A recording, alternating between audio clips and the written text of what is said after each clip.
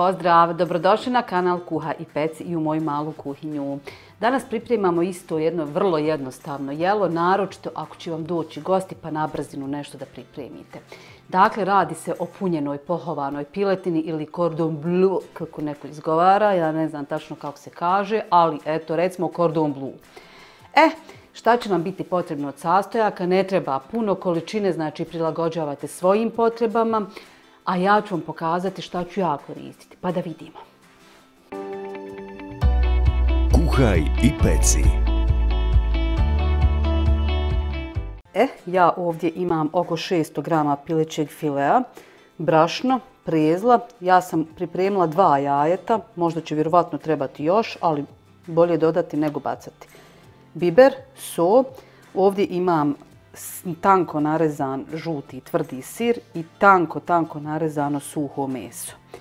Također će nam biti potrebna folija jer sada ćemo piletinu narezati i lagano ovim čekićem istući. Idemo. Još jedna sitnica da dodam. Znači ovdje imam u tavi negdje oko 400 ml ulja koje će prije nego što ovo sve završimo trebati uključiti da se dobro ugrije. Sada ćemo prvo da narežemo znači file, tanko, ništa debelo. Znači ovaj jedan ću probati na 3 dijela prerezati. Treba nam oštar nož.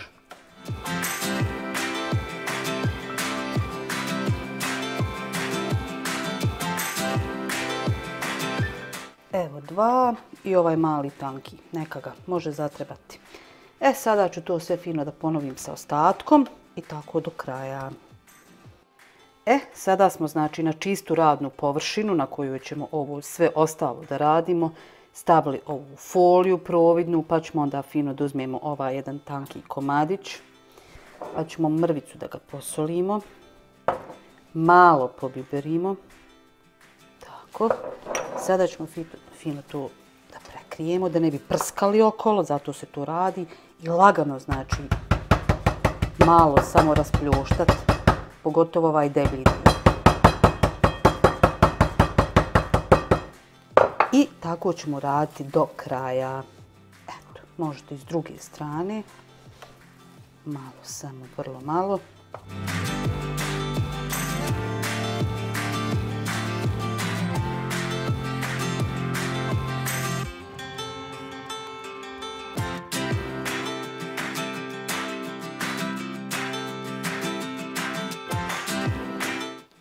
Nakon što smo svo meso fino dobro izmlatili, rastanjili, sada ćemo fino da ga punimo.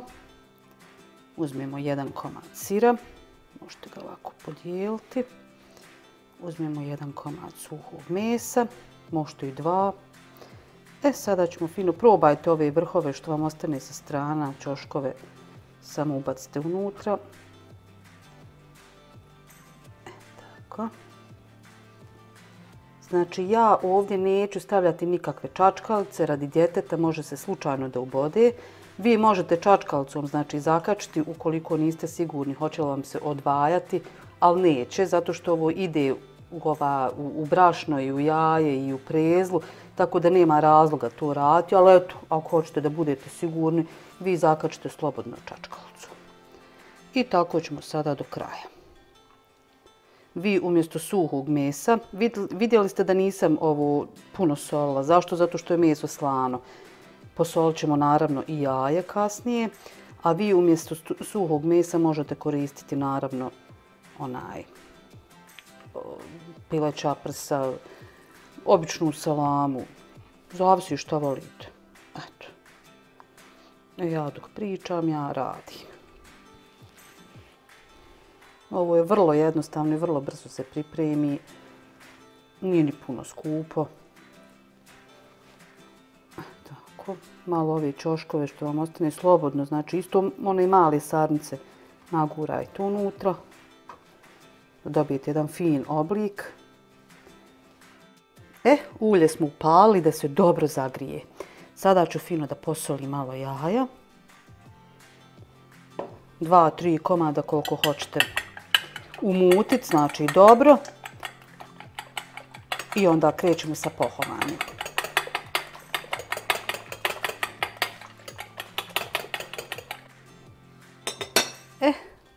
ulje se zagrijalo. Sada ćemo prvo znači u brašno. Vidite, ono se fino skupi, sastavi tako da neće se to odvajati. Pa u jaje, ja to sve radim rukama. Ja ne znam, viljuškama, onim sva se spetljam. Zatim u prezlu i direktno na ulje. Jest da se sva umeljam, ali što me briga, ima vode. Idemo dalje. Znači, prvo brašno. Umalo ne završi prvo u jajetu. Vala ne bilo nikakve štete. Opet jaje, ovo klizi. Prezla. I ulje. Opa! I evo ga, još jedan je ostao. Znači, vatra, ovu ringu sam, čim sam stavila ovaj prvi, smanjila, znači, prvi, drugi, ne znam, smanjila na pola, znači da mi ne gore. Sada ćemo, znači, pržiti neki 2-3 minute pa prevrnuti. Vidjet ćemo, znači, treba da dobije finu zlatnu boju, ne treba da se prepeče. Polako, znači, na laganoj vatri, bolje nego naglo da ostane unutra živo. Eto. Da vidimo, posle nekih 3 minuta otprilike prženja, lagano, znači, prevrnemo. Vidite kako su fino pormelne. Op, tako. Sir se rastopi, pa su onda malo mekše. Znači, povadit ćemo ih na tanjir, pripremit ćemo tanjir sa ubrusom, kako bi upio višak masnoće. Servirat ćete kad malo odstoji, znači da se stegne, ne odmah, ne baš vrele. Neće biti baš ni lijepo zarezati, bit će gnjecavo. Tako, nek se fino isprži, još par minuta i gotovo. Evo nas. Pa nakon nekih možda 10 minuta u vrh glave je naš ručak gotov. Eto, s jedne i s druge strane još okrenete malo ako vidite potrebu. Znači na laganoj vatri, nemojte da gori, nema potrebe, treba unutra, znači meso koje je smotano fino da se ispeče.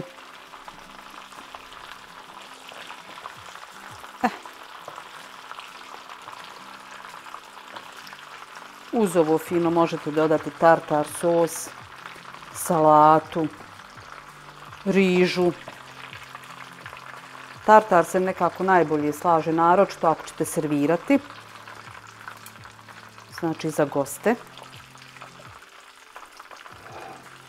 Vrlo, vrlo dobra kombinacija. Eto ga, gotovo. Znači treba sada da odstoji radi lakšeg grezanja, da ljepše izgleda. Eto, dragi moji, brzo smo napravili ručak, goste možemo dočekati, a možemo se i mi, boga mi, fino zasladiti ovim.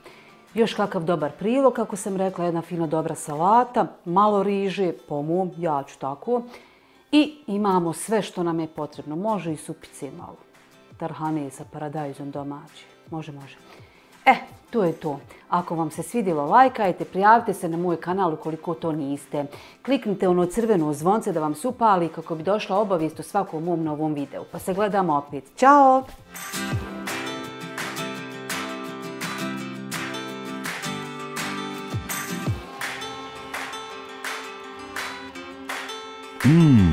Probajte.